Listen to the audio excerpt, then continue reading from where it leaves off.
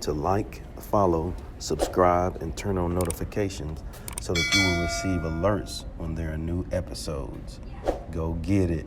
I've been grinding for so long, I wake up and chase my goals. I go out and I go get it. How to code, that's all I know. I don't succeed, then I don't breathe. Success, what does it mean? If I conquer all my goals, then I'm living out my dream.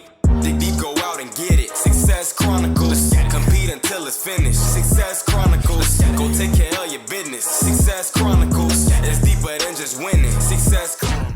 Hey, what's up, everybody? This is Chip Baker coming to you with another episode of the Success Chronicles. And today we have my guy, Mr. Josh Parnell, on with us, a great guy doing some really cool things. And I'm so thankful to have him on. So first, thanks so much for taking the time to interview with the Success Chronicles. Well, Chip, thanks so much for having me. It's a pleasure. It's an honor. It's a great opportunity. I'm looking forward to it. Awesome. Well, let's dive into your story. If you don't mind sharing a little bit about who you are and what it is you do with the audience.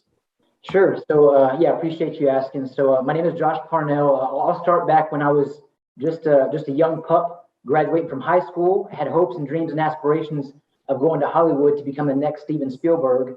And so I found out that the University of North Texas in Denton, near Dallas, had a great radio, TV, and film program. I had a very strong interest in filmmaking.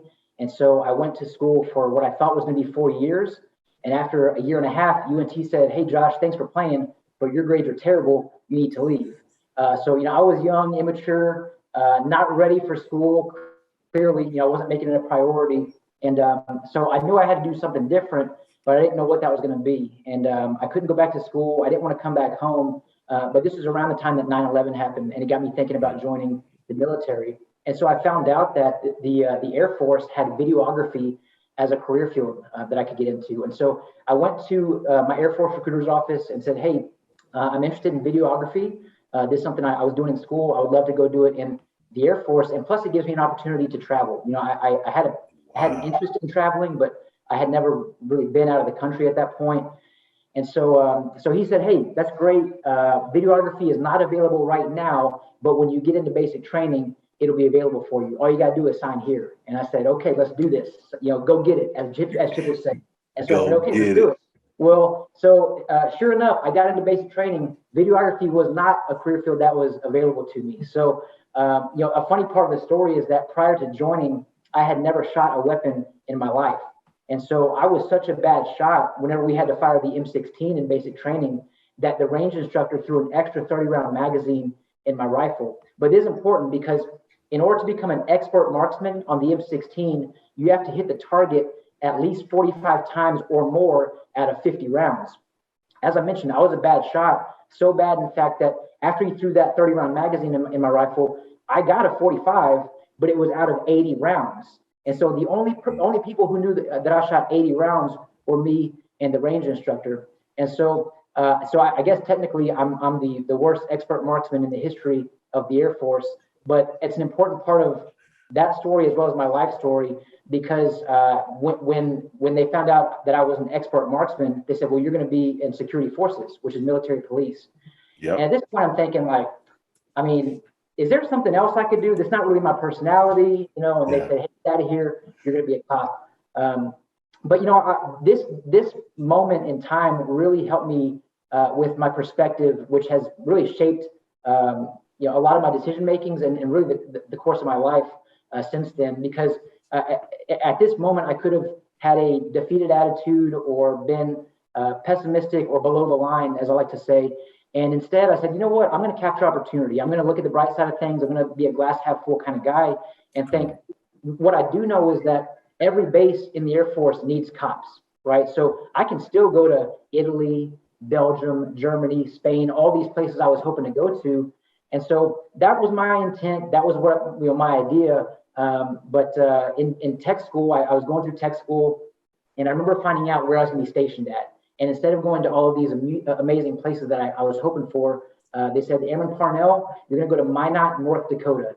So at this point, I'm thinking, okay, somebody hates me because I joined to be a filmmaker in Italy, and instead I'm top in North Dakota. But I think we've all heard the phrase, if we want to make God laugh, just tell him what your plans are. Come on. And very quickly, he course corrected me and let me know, "Hey, I have you on this path for a reason." And I didn't know that at the time, but in hindsight, it's always 2020. And I realized I'm so thankful that he did direct me and course correct me the way that he did, because I'm confident that I wouldn't be where I'm at today. I wouldn't be really living out my calling, what I believe to be my calling today. And so, fast forward 4 years, I did a 4-year enlistment, and after my enlistment, I went back to school. I was able to get my degree. I'd grown up just enough at that point to finish school and get my degree, and then I went into oil and gas for about 5 years. So I was a petroleum landman in oil and gas, and because that's not my current career, I'm going to fast forward a little bit. All I did really was go to courthouses and research mineral ownership and surface ownership, and then negotiate oil and gas leases with landowners. It was something that I enjoyed, but I wasn't passionate about it. And I'm a big believer in when you find something or someone that you're passionate about, you go get it, right? I mean, that's what we talk about, like going to get it, right? And so at the time, oil and gas was fluctuating. Job security really wasn't there. And a friend of mine who worked at Christian Brothers Automotive at the home office there on the west side of Houston, he called and said, "Hey, there's a position opening up at Christian Brothers. Are you interested?" And at this point, the only thing I knew about Christian Brothers Automotive was that this was all he would talk about. And so, if you can't tell, I'm going to fast forward a little bit some more. I went through a few interview processes, and I've been with Christian Brothers Automotive for the last 7 years. Absolutely love what I do. I'm the director of service development there. And so what we do is our team creates and facilitates training programs for our team members. And so if you're going into an automotive repair shop anywhere and you're working with people behind the service desk, those are the people that we're training and helping go from great to greater. I'm a big believer in training. 70% of training is forgotten after 24 hours, and 90% is forgotten after 30 days. And so we put a lot of heart, effort, intention into training, and I'm thankful to have the opportunity to do that. And so since then, I've also been able to transition and do what I do with Christian Brothers, even outside of the brand. And so started my own business where I can coach and consult and train companies and leaders who want to elevate their leadership lid. And really, the heart behind this, Chip, is when you think about perspective, for starters, everyone in the world has their own unique individual perspective. You have your own perspective because you have a particular upbringing and experiences in your life that no one else has. So you are one of one. And when you have your own unique perspective that nobody else has, you have the ability to influence those around you. And if you can be influential to those around you, you have the ability to affect change. And that's really what the message of what I do on the side and even in the brand is all about, is being able to affect change across the world. I love it, man. So good. Well, what are 3 things that you've accomplished in your life that you're proud of? There's a handful, but the 3 that really stand out, I would start with my military experience. This is something that I was 19, 20-ish, going into the Air Force, not really, just didn't know what I didn't know, and Right. I still know that I have a lot to learn, a lot to go through and grow through. But I think being able to go through that experience helped me grow tremendously and kind of help shape who I am today and the direction that I'm going in my life. And so that would be my first one. I think my second one, honestly, is my professional growth. I mean, I think all of it has to do with growth, but when I started what I'm currently doing and really living out what I believe to be called for, I had a strong fear of public speaking, just kind of having this idea of not being credible enough, not being enough to really make an impact.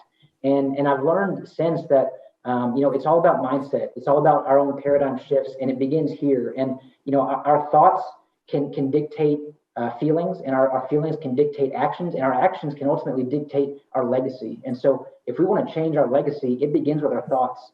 And so being able to have control and power over our thoughts is huge. And so I've learned a lot over the last, specifically, I'm going to say 7 years. I attribute and credit Christian Brothers Automotive to really helping me hone my personal and professional growth and development. I mean, every day I'm trying to be better than I was the day before, and being able to sharpen my axe on a regular basis, but also help impact those around me has been a tremendous blessing in my life.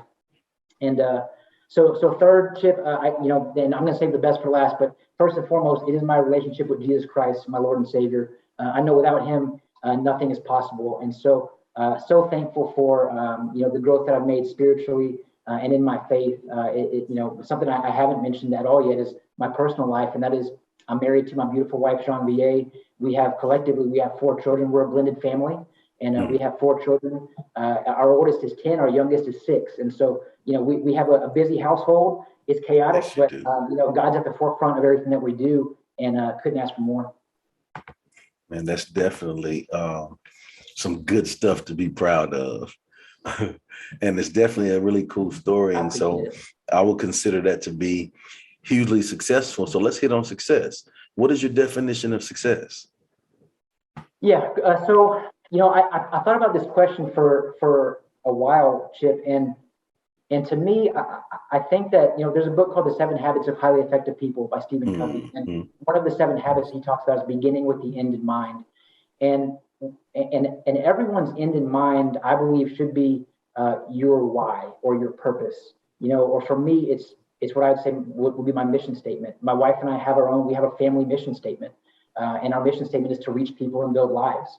And, collectively as a family, that is our mission statement. And so to me, if we are doing everything that we can to achieve and fulfill what our mission is, I believe that's the definition of success. I mean, if our mission is this and we're doing it every single day, then to me, I'm going to look back and say, hey, I am content, I'm happy, and I want to say I'm satisfied, but there's a fine line, because I think it's okay to be content, but you don't want to be comfortable. I think getting comfortable, getting uncomfortable is something I try to live by. I try to live outside my comfort zone, but I certainly believe that for me, success is being able to reach people and build lives, which is where our mission is.